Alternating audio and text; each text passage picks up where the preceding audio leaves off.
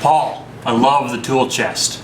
Really nice idea. I've always liked the idea of having a single box. Of course, as soon as I saw your project, it reminded me of the H.O. Studley toolbox that, of course, you know, as any good wood geek would, has plaqued on the wall of his living room, not in the shop.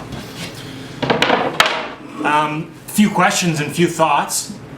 I really like the layers upon layers of tools, as Studley did, and how things open and find more layers, and of course, you know, the more you use stuff on the shallower layers and the deeper you go, the less often you use the stuff. I noticed you had one file in there, in one area, and I think it was one of the doors you were laying out on the bench. You're going to have more files. Are you leaving room for expansion and things like that and new tools? One of the things I've run into is that I find at this point in my career, my favorite tools change all the time, and as I get new stuff, it replaces the junk. Or as I say, as I get old tools, it replaces the new tools. Usually how it goes with hand tools. Yeah, and I'm wondering what your thoughts are on that. This here, Paul, is the extent of my fancy plain storage rack. Just some scraps of mahogany, looks like some walnut veneer and a bit of maple. I needed a first project for the new shop, and that was it. And I've got my planes, there's magnets in behind there just to kind of hold everything on, and it's kind of all a mess. Anyways, enough about toolboxes. I got an interesting setup going on here in the afternoon of a Sunday.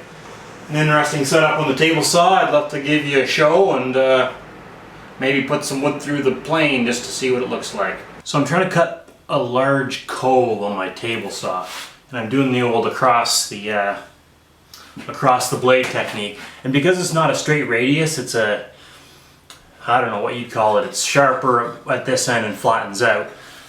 I've heard, and well, you can, as well as putting the blade or putting the wood through on an angle, you can also tilt the blade, and that gives you a little more of an oblong curve as opposed to a straight radius. And I was hoping that I might be able to just do it in one go, in terms of take a bunch of passes without adjusting the fence or the angle. But because my radius is larger than my 10 inch, is larger than 10 inches, is larger than my blade, I have to take it in multiple passes. And I've decided to just abandon math and just nibble, nibble, nibble until I get something close to a fair curve. And then I'm going to have to smooth it out, Bondo it up, and get some sandable primer, and I think it'll work just fine. Let's give it a shot.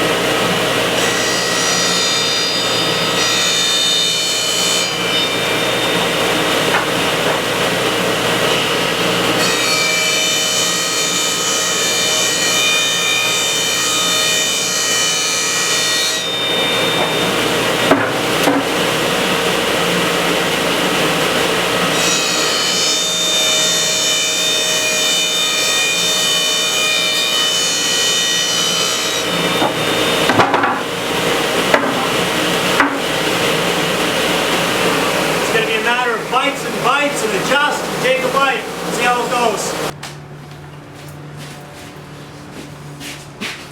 Alright, I think we're getting close.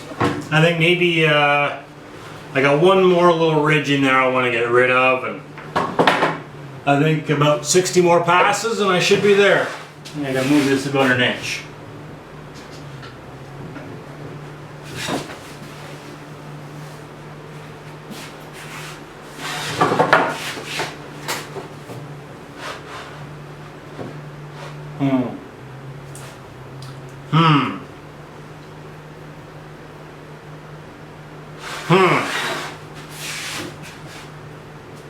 Maybe back about an inch. Okay, well that seemed to work pretty well. It's not a perfect arc, but I think it'll more or less do what I need.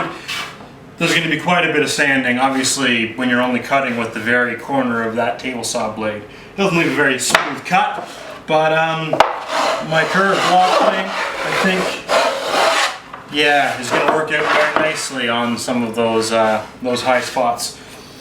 Now I am mitering these together, so they got to be lined up pretty well, but I think with a good amount of sandable primer, maybe a little bit of Bondo in the joints, I think it'll come together pretty well. This is for a fireplace mantle. Maybe I'll get a chance to show you that at some point. Cool.